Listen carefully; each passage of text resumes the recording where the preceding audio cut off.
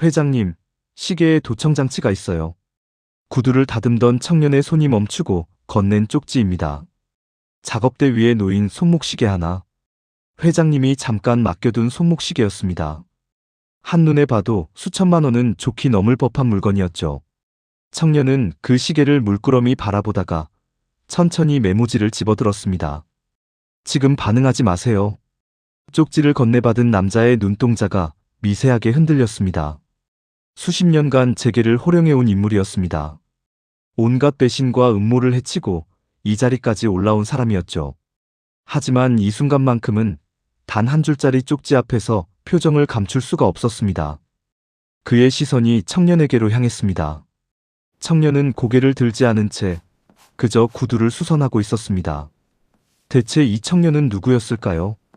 평범한 동네 구두가게 청년이 어떻게 그걸 알아챈 걸까요? 그리고 이 쪽지 한 장이 불러올 일들은 도대체 무엇이었을까요? 이 이야기가 궁금하시다면 지금 구독과 좋아요 버튼을 눌러주세요. 이곳은 우리 주변 평범한 사람들의 놀라운 반전 이야기를 전해드리는 채널입니다. 그럼 모든 것이 시작된 그날로 돌아가 보겠습니다.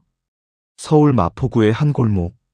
20년 넘게 같은 자리를 지켜온 작은 가게가 있었습니다. 간판에는 흰 페인트로 단정하게 오시수제화라고 적혀 있었죠. 이 가게의 주인은 원래 오병철이었습니다. 30년 가까이 손으로 구두를 만들어 온 장인이었습니다. 하지만 그의 봄, 재료를 떼어오던 길에 사거리에서 트럭과 충돌했습니다. 두 다리를 크게 다쳤고 의사는 담담하게 말했습니다.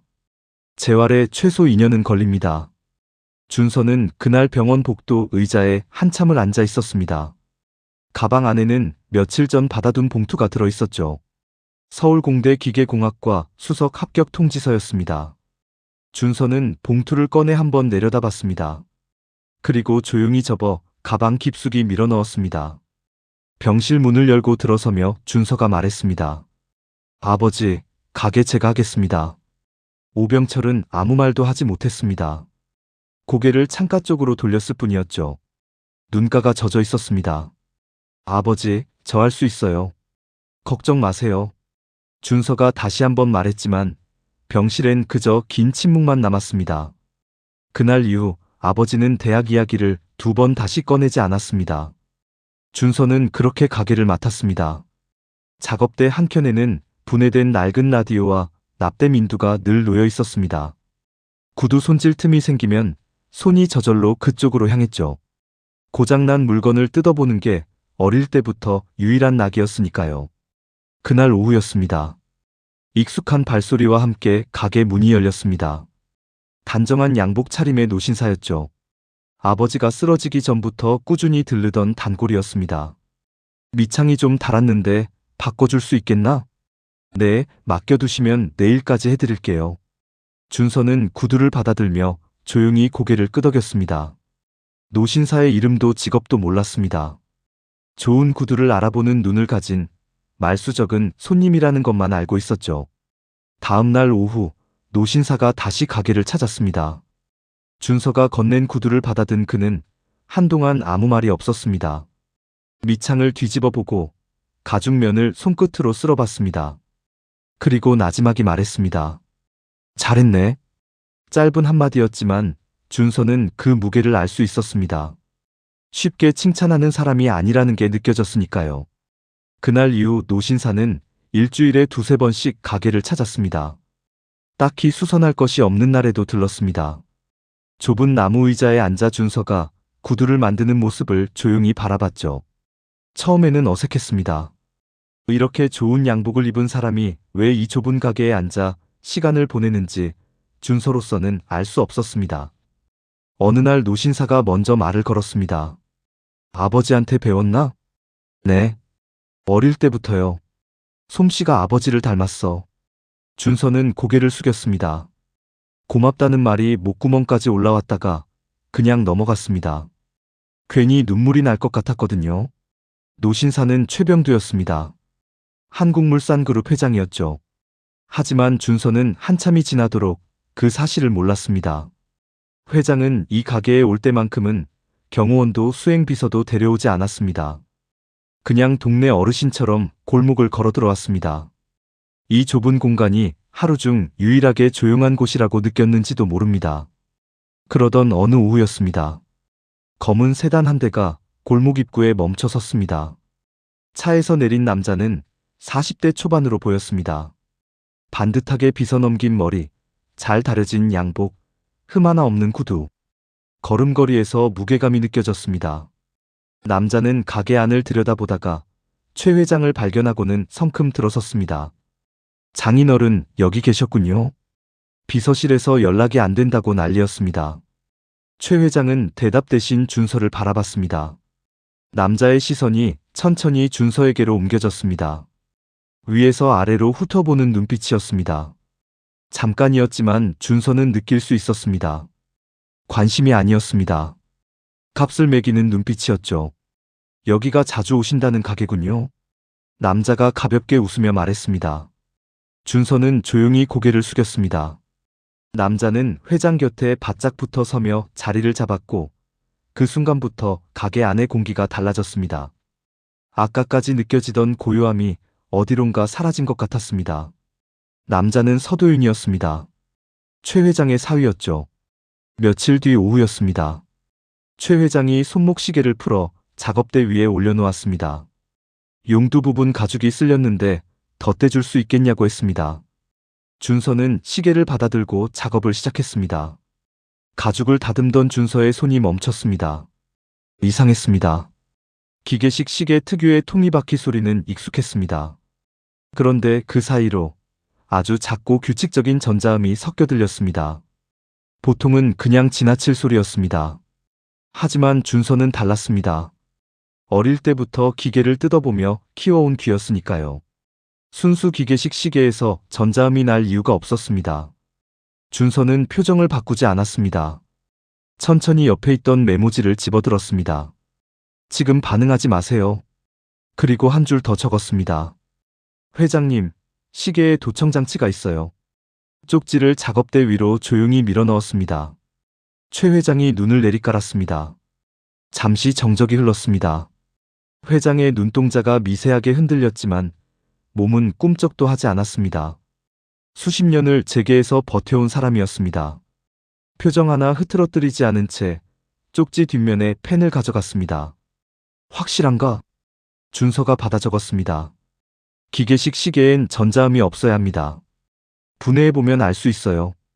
회장이 잠시 준서를 바라봤습니다. 그리고 짧게 고개를 끄덕였습니다.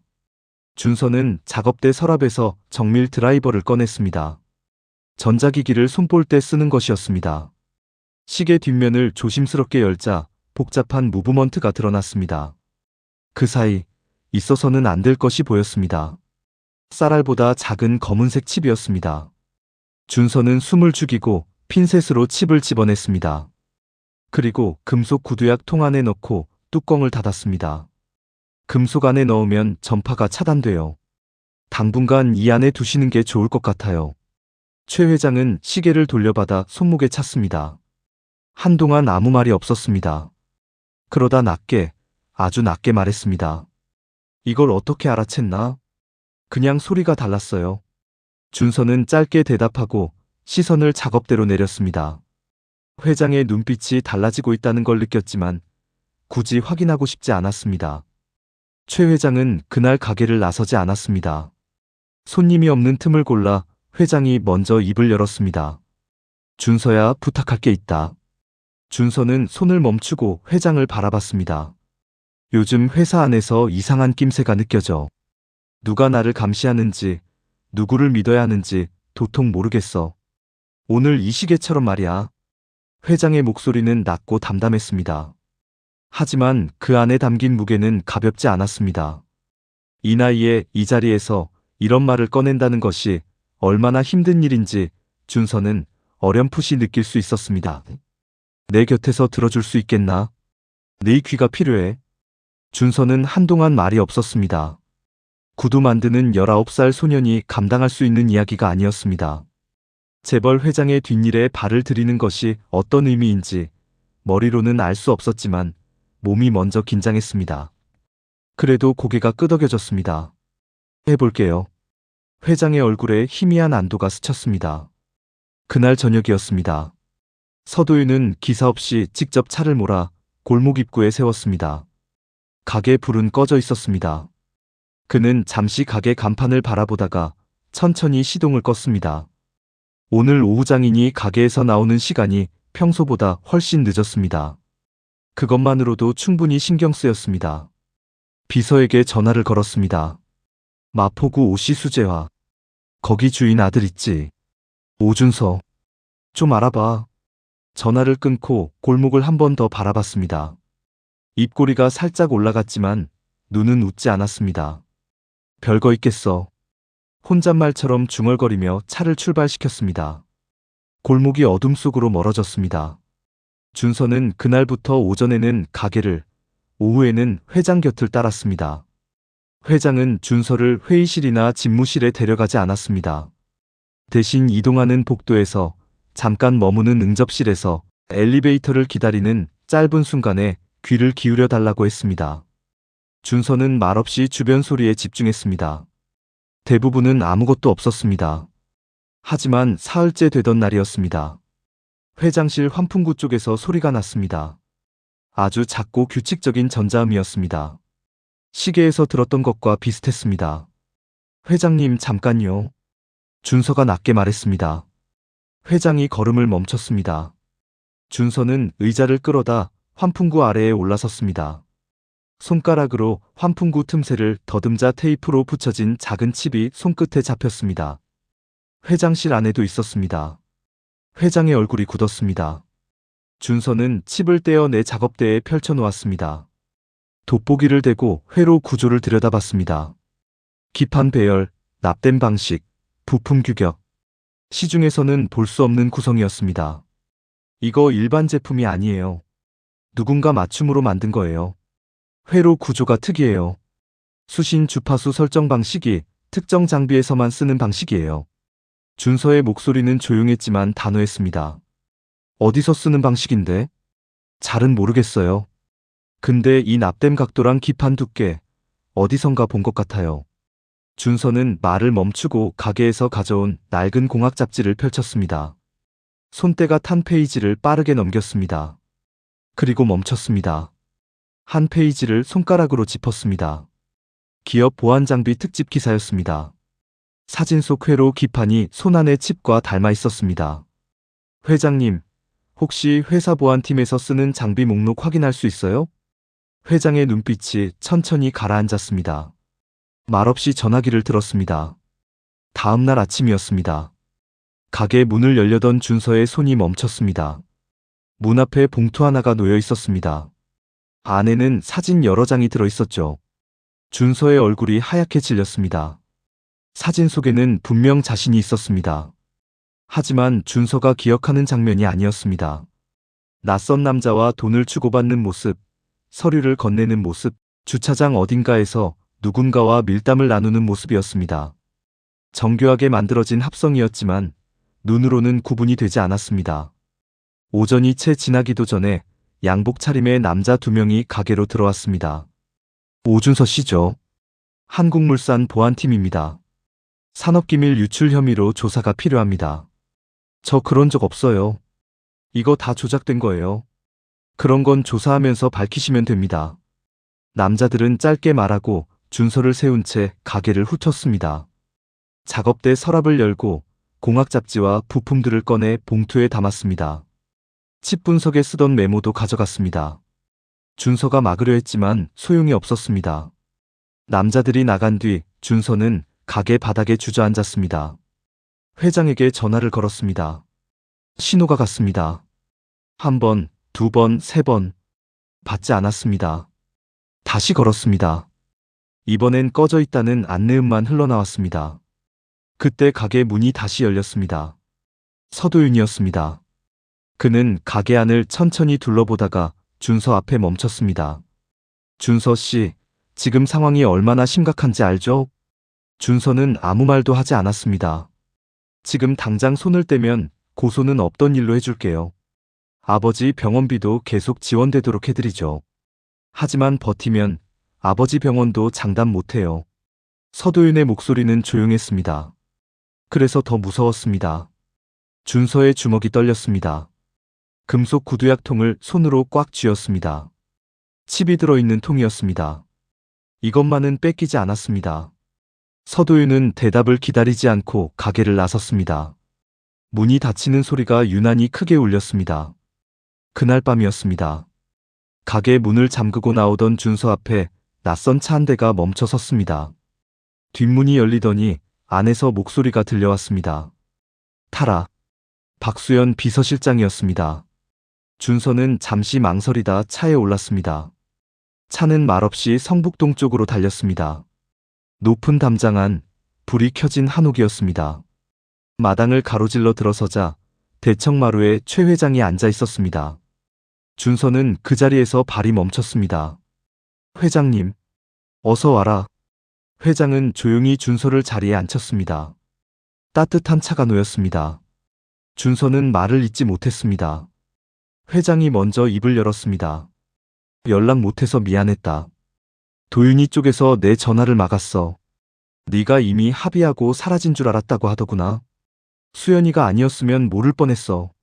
준서는 고개를 들었습니다. 저 아무것도 안 했어요. 그 사진들 전부 거짓이에요. 안다. 네가 버티고 있다는 것도.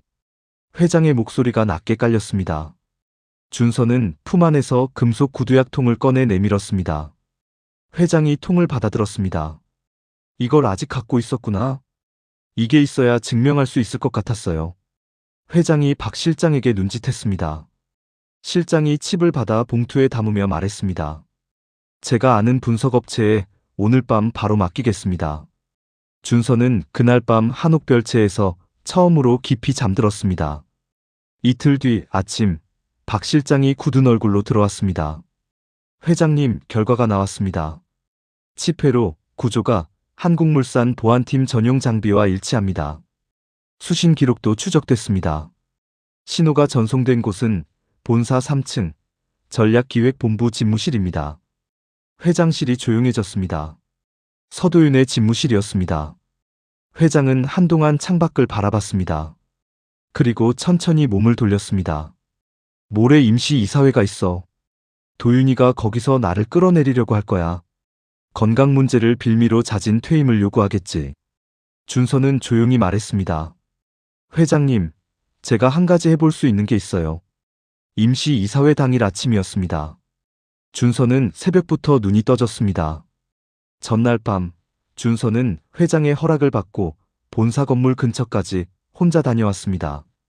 3층 전략기획본부 쪽으로 귀를 기울였습니다. 마침 창문이 환기를 위해 살짝 열려 있었습니다. 그 틈으로 새어나오는 소리가 준서의 귀에 닿았습니다. 서도윤과 김진혁의 목소리였습니다. 이사회에서 확실히 끝낸다. 과반수는 이미 확보했다. 회장 건강 관련 의료 기록도 준비됐다. 구두가게의 고소장은 이사회 끝나는 즉시 접수한다. 준서는 한마디도 빠짐없이 기억했습니다. 돌아와 회장에게 전부 전했습니다. 회장은 듣고 나서 짧게 말했습니다. 잘했다. 이제 내 차례구나. 오전 10시 본사대회의실이었습니다. 긴 테이블을 따라 이사들이 자리를 채웠습니다. 서도윤이 먼저 입을 열었습니다. 오늘 안건은 하나입니다. 회장님 건강 문제로 인한 경영 공백입니다. 저는 회장님의 잦은 퇴임을 건의드립니다. 이사들 사이에서 웅성거림이 퍼졌습니다. 분위기가 서도윤 쪽으로 기울고 있었습니다. 그때 최 회장이 천천히 일어섰습니다. 도윤아, 잠깐. 회의실이 조용해졌습니다. 회장이 주머니에서 작은 봉투를 꺼냈습니다. 그 안에서 쌀알보다 작은 검은색 칩을 테이블 위에 올려놓았습니다. 이게 내 시계에서 나왔어. 분석 결과 우리 보안팀 전용 장비더구나. 수신 기록을 추적했더니 신호가 전송된 곳이 3층 전략기획본부 집무실이었어. 서도윤의 얼굴이 굳었습니다. 그리고 어젯밤 네가 진혁이랑 나눈 대화 내가 다 알고 있다. 회의실 문이 열렸습니다. 준서가 들어섰습니다. 서도윤의 눈이 커졌습니다. 박 실장이 서류를 테이블 위에 펼쳤습니다. 조작 사진의 원본 파일 분석 결과였습니다. 편집 날짜, 장소, 사용된 컴퓨터. 전부 3층 전략기획본부 집무실이었습니다. 서도윤이 뒷걸음질 쳤습니다. 이건 조작이야. 전부 꾸며진 거라고. 회장이 천천히 사위에게 다가갔습니다. 분노보다 깊은 무언가가 담긴 눈빛이었습니다. 믿고 싶었어. 끝까지 설마 했어. 근데 넌 처음부터였구나. 서도윤은 고개를 들지 못했습니다. 회의실 한쪽에서는 최지원이 두 손으로 입을 막은 채 서 있었습니다. 남편을 바라보는 눈에 눈물이 가득 고였습니다. 경호실장 김진혁과 서도윤은 그 자리에서 직위 해제됐습니다. 준서에 대한 모든 고소는 취하됐습니다. 회의실을 나서던 준서에게 회장이 다가왔습니다. 준서야? 네. 대학은 언제 갈 거냐? 준서는 멈칫했습니다. 이제 갈 수 있을까요? 회장이 빙그레 웃었습니다. 등록금은 내가 낸다. 네 꿈이 어디 가겠냐? 준서는 고개를 숙였습니다. 눈물이 떨어지지 않도록 한참을 그러고 있었습니다. 봄 햇살이 대회의실 유리창을 가득 채우고 있었습니다. 구두가게 소년의 손이 제게의 판을 뒤집었습니다.